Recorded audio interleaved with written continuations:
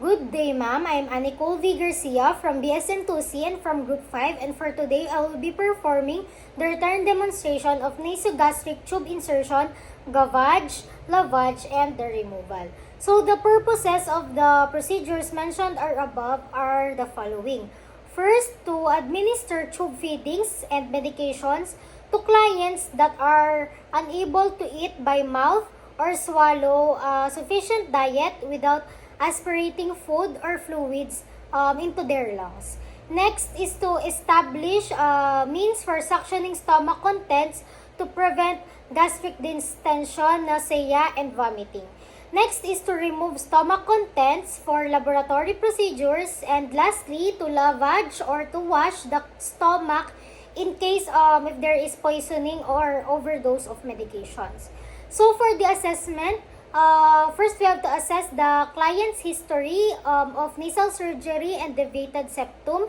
And next is to assess the patency of the nares. Next is to assess the presence of gag reflex and the mental ability of the patient to cooperate with the procedure. So we have to plan and determine the size of the nasogastric tube to be inserted and whether it is attached to be suctioned.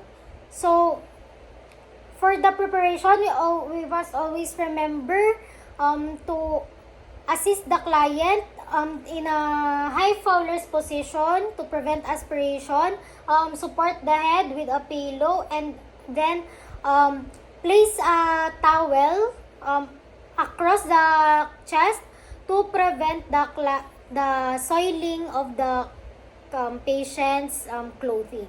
So I'm now going to start with the procedure. So first is I'm going to confirm the patient's identity. So ma'am, can I know your, before anything else po, can I know your name and your birthday? Okay po, so thank you po ma'am. So for today ma'am, I am going to be inserting a nasogastric tube inside your nose along your gastric area, so through your nasogastric, so that I will be able to administer food, fluids, and medications because you need it as you cannot tolerate feeding. So ma'am, all throughout the procedure po, I will be here, so you can tell me if you're feeling any discomfort, and also along the way, I will be giving instructions on how we can go about the procedure. So please cooperate. So after explaining the procedure to the client, perform hand washing, wear the appropriate PPE, and observe other infection control procedures. So I'm now going to wear my clean gloves. So it is next is to prepare the equipment needed. So the equipment that I have here with me today are very limited. So I will just be reusing other materials.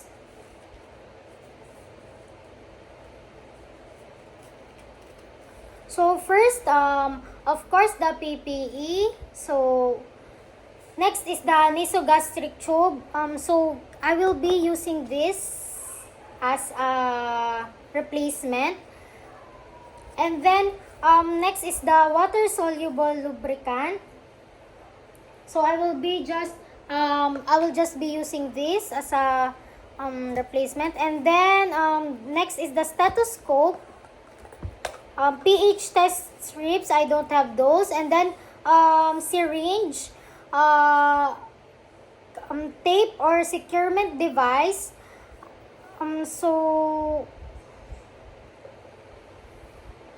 I have the tape here, and then this is the kidney basin. And then next is to the cup or the cup with straw. And then safety pin And then tongue depressors. So I'm just going to use this as replacement, and then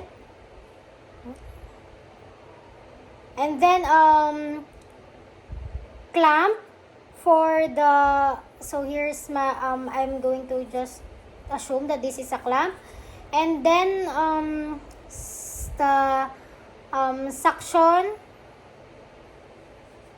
and then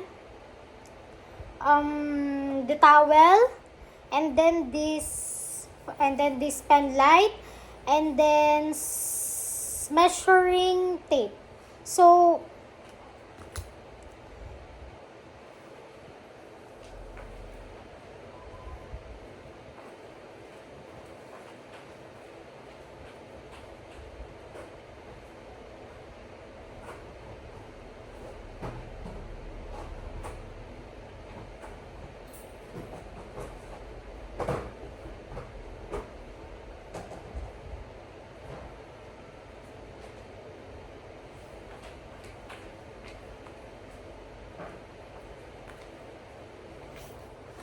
So after preparing all of the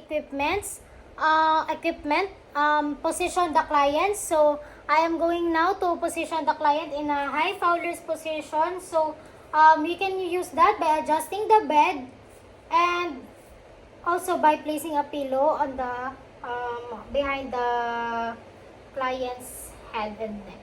So ma'am, I am going to position you po in high Fowler's position, or where your head is elevated.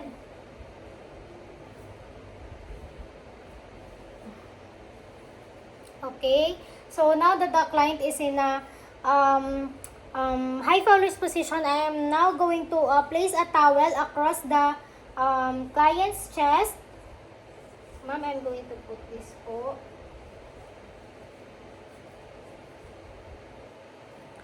Okay, and then next is I am going to get the appropriate size tube, and then I am going to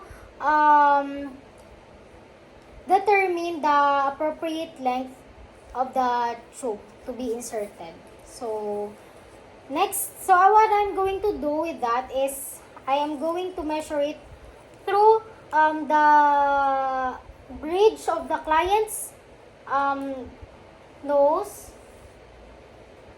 here from the nose, and then the earlobes. So okay, and then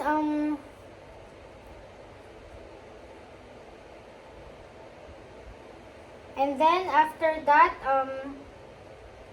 measure it to the client's xiphoid process.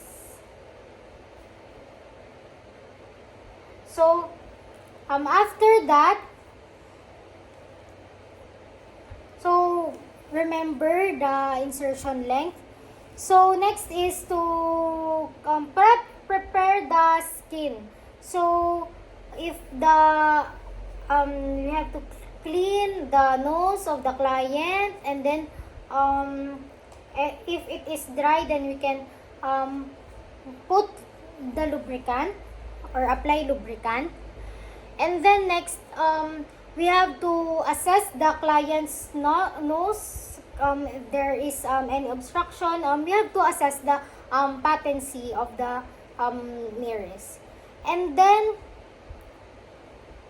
to better assess the patency of the nearest, we have to close or cover the one nearest, and then ask the client to breathe through the nose, or to inhale and exhale through the nose, and then do that for the other nearest to for the other nostril, and ask the client to breathe through the nose again. So ma'am, I'm gonna cover your left nostril. So can you breathe through your nose? Okay, how about the other one? Okay. So next is to after assessing the patency of the nearest, we have to place lubricant to the place the lubricant to the tip of the tube. So, okay. Okay. Place it here. Place it here. I put apply lubricant, and then after we have to flex the client's head forward and the nose upward, and then insert the tube as far into the nose as far as it can go to the throat. And we have to, of course, guide the tube as it inserts. Okay, so let's do that. So, sir, ipapasok ko na po, okay? Huwag po kayong mag-resist. Okay? So, and then, guide it. And then, once the tube already reach the nasopharynx, so here, allow the client to lower his head slightly. So, sir, medyo i-lower nyo po yung head nyo. And then, sir, lunok po kayo ha habang bumababa po yung tube. Okay?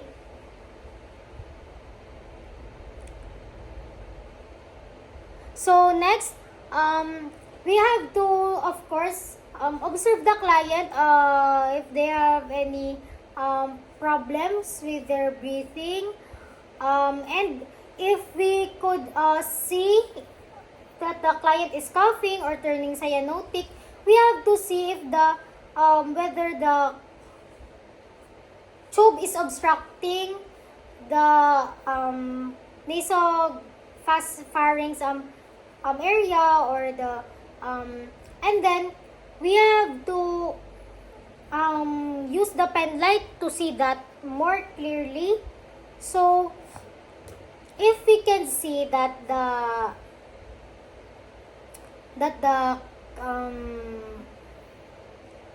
tube is coiled, then we can just pull it back and then push it again. So if there is any obstruction, then we have to pull it all out, pull the tube all out. So next is to advance the tube or insert the tube as far as the insertion or the depth of the nasogastric tube that we mark upon determining its insertion length. So next is to again check if the tube is curled or coiled in the throat, and then assuming that it has already been inserted, put the securing first. So we have to now check the correct placement of the naso or orogastric tube by first is to we could aspirate for the stomach content or check the pH of the stomach content, and then also we could inject 30 ml of air and auscultate through the use of stethoscope, and we could hear if we could hear the whooshing sound. And then or lastly, if we are really not sure, then we can confirm it by x-ray, through x-ray. And then next is to secure the tube. Okay, I've already done that. So through checking, so I have here my stethoscope, and then this. So I am just assuming that I have a syringe. I am going to in the xiphoid process, I'm gonna place that. And then I am going to inject here. And then I have to hear a whooshing sound. So next is to connect the tube to the drainage so here, and do the feeding as ordered, and then we can secure the tube to the client's gown with a safety pin. So we could use a safety pin to secure the tube, and after the insertion, we can assist the client in a comfortable position. And so and then ma'am, ibababa ko na po ito para mas makahiga po kayo ng maayos. And then promote client's comfort by giving oral hygiene. So offer that to the client, and clean the tube at the nostril, and remove the gloves, and wash hands, and record the procedure. So just assuming that I've already removed the gloves. And also it is very important to document the procedure that is done. So for the Gavage. Okay, so next, after the NGT insertion, next is I'm going to perform the procedure for nasogastric tube feeding or Gavage. So again, it is important to confirm the physician's order, identify the patient's identity, to introduce the self, and then explain the procedure, provide the privacy, and perform hand washing, and wearing the appropriate PPE, and doing other infection control procedures. And next is to prepare the equipment. So for the nasogastric tube feeding, the equipment that are needed, of course, the enteral formula order, the enteral infusion pump, the tubing and bag, the 60 ml syringe, the stethoscope for checking, and water or sterile water, and pH strip. So next is to, after preparing the equipment, prepare the formula, check the expiration date, and then shake it thoroughly, because sometimes it has the tendency to be concentrated and to solidify. So next is always to always check the position of the client. So ma'am, again, I am going to assist you in a high Fowler's position po, so that to avoid aspiration to the lungs. So next is to confirm the placement of the NGT tube if it is still in the correct position. So I can do that through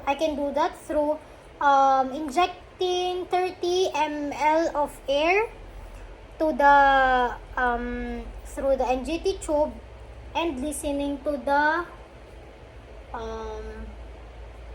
abdominal sound.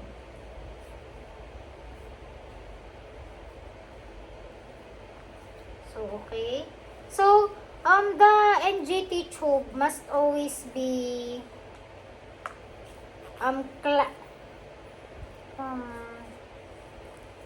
like this. It must always be folded to prevent unnecessary air aspirating through the tube. So if I am going to inject the air, then I can let go of the tubes, and then inject 30 ml of air.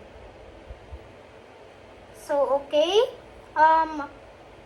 I could hear a whooshing sound, so meaning the NGT tube is already in the correct placement.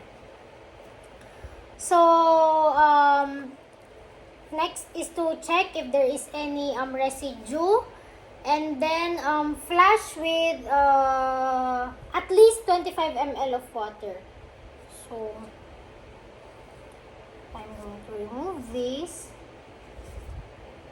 and then flush with at least 25 ml of water, so we can check if it is 25 ml. Okay, so and then let go of the tube so that the water could flow through.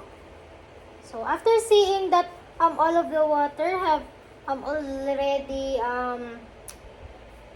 been inserted into the client, we can now close this tubing again.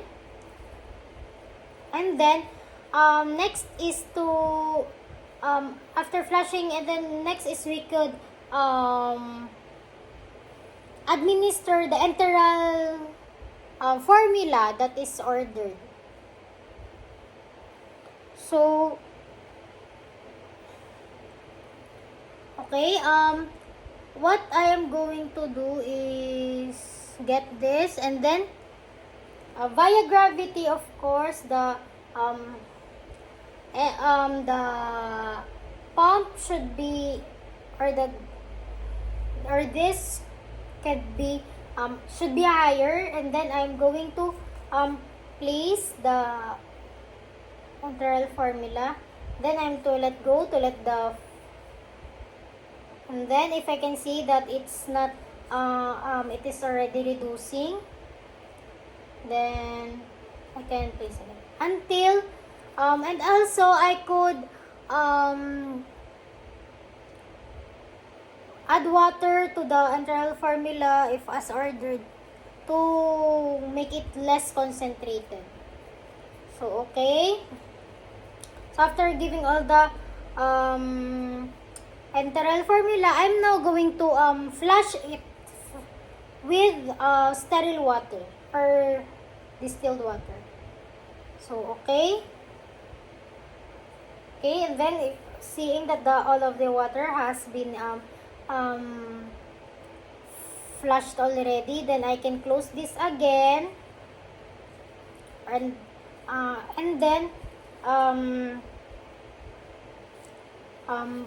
secure the tube again through the if the client is another, to the client's clothing, to prevent it from hanging. And then next is to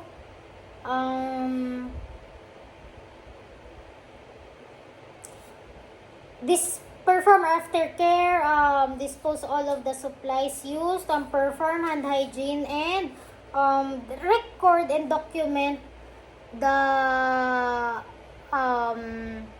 enteral formula that has been given, and also the water that has been flushed.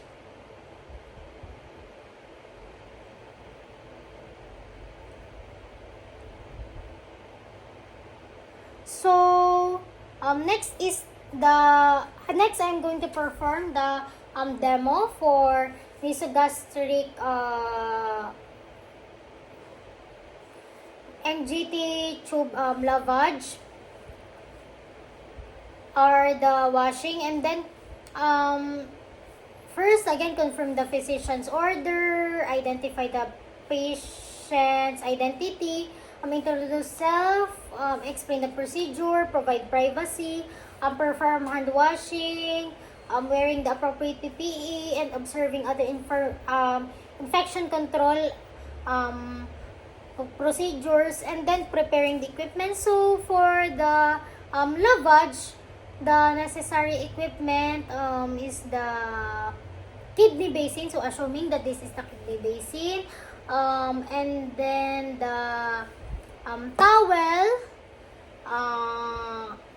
the paper tissue, and then the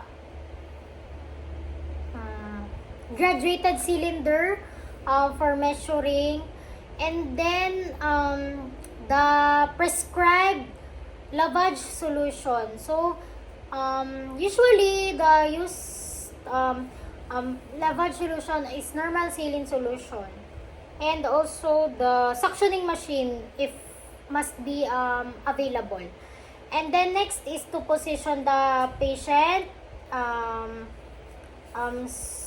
And then place an emesis basin and the tissues to be within reach. And then again, verify tube placement. So I am going to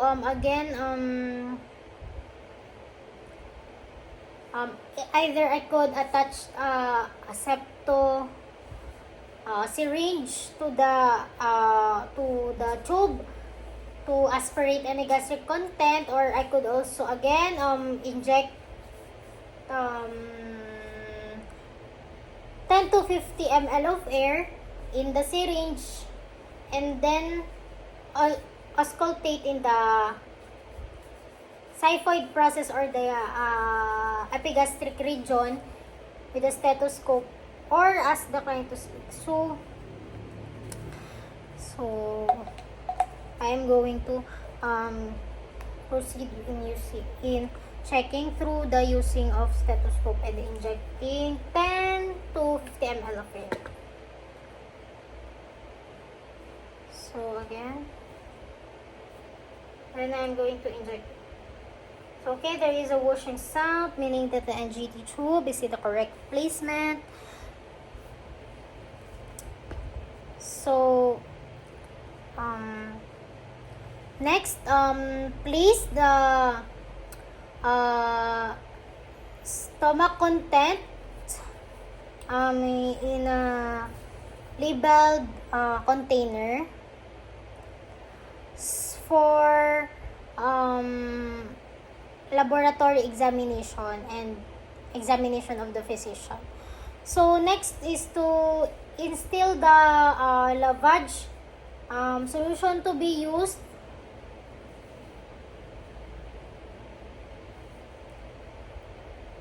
So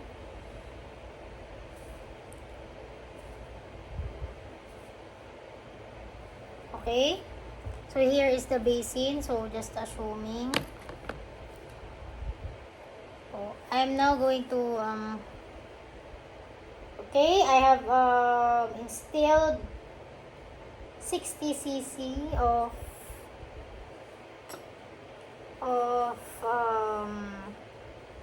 the lavage solution.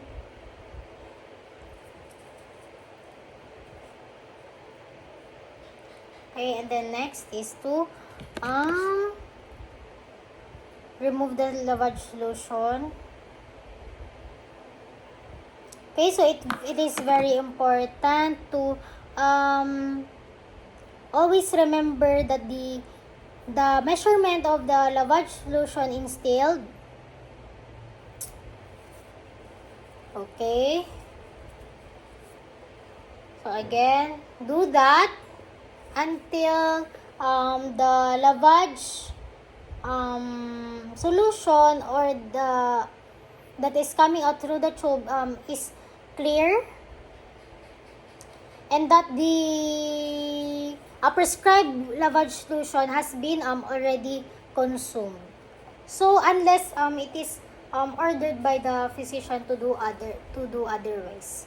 So next is I am going to of course continuously observe the patient if there is any cyanosis, fast breathing, gagging, and by gagging meaning if the patient wants to vomit, and then if the patient wants to vomit, support the chin in hyper extension, so like that, to keep the airway open and to avoid aspiration. And when lavage is completed, clamp the tube for it to be in place. And then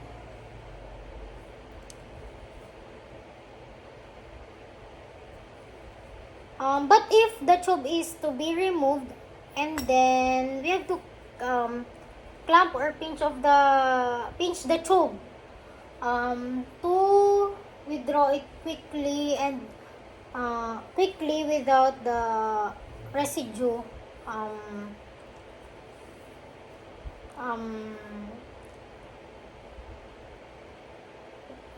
without the residue coming out of the tube. So just place it in a basin. So again, perform aftercare, discard all of the equipment, measure the total lavage solution and the aspirated lavage that is returned from the client, and then we could just subtract the stomach content that we have gotten from the patient by subtracting it from the lavage solution that is used.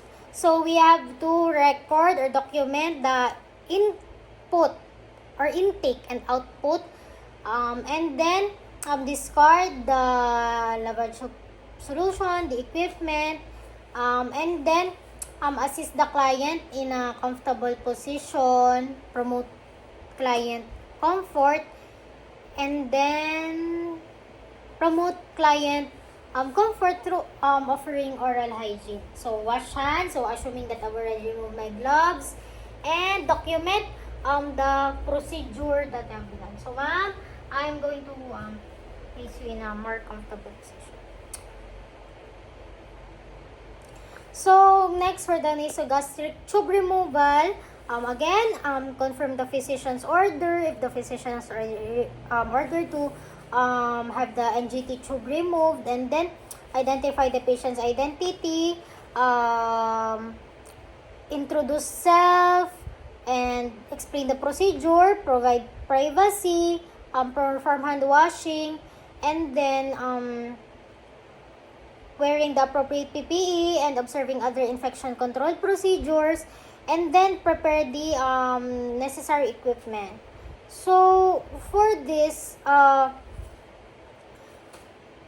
for the equipment that must be used, again, the syringe, the towel, and the paper tissues that must be enriched.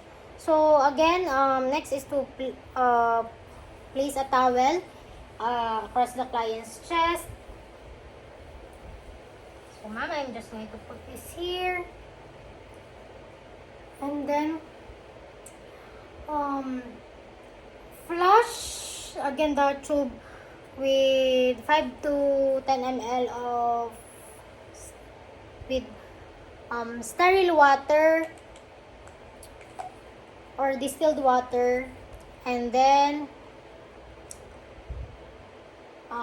okay, so after doing that,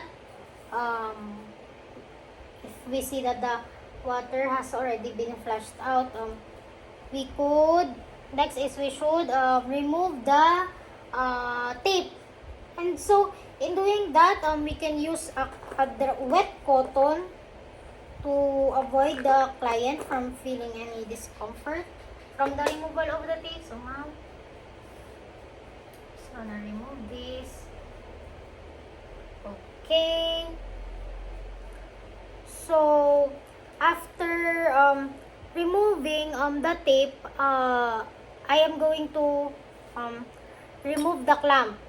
So if there is any clamp, and then ask the client to take a deep breath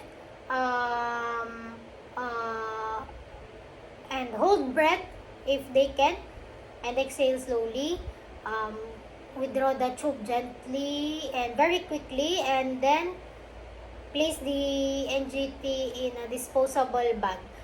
So I'm going to do that. So, assuming that I have a plastic bag ready with me.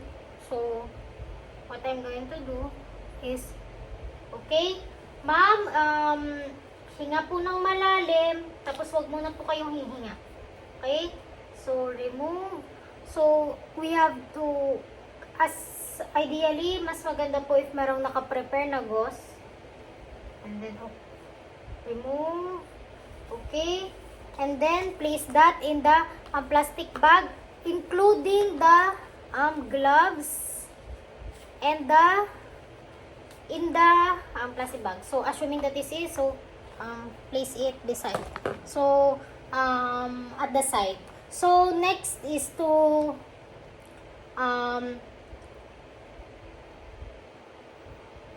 again, promote client comfort by, okay, remove. Ma'am, tanggalin na po, I'm going to assist in a comfortable position. Ano po ba yung comfortable position nyo? And then, offer help with oral or nasal hygiene. So, ma'am, tulungan ko na po kayo na maglinis. So, we could do that again by using a wet OS or wet towel, and then clean the nasal area, or offering oral hygiene through brushing the teeth or mouthwash. So, okay. So, ma'am, okay na po. Okay. And then, discard all of the equipment used, and then perform hand washing. And then, next is to monitor, assess the client if there is any gastrointestinal difficulty, and then like nausea, food intolerance, if there is any vomiting, or yes, and then document and record the removal that has been performed. So, okay po ma'am, that is all po for my NGT insertion, gavage, lavage, and removal return demonstration. Thank you po.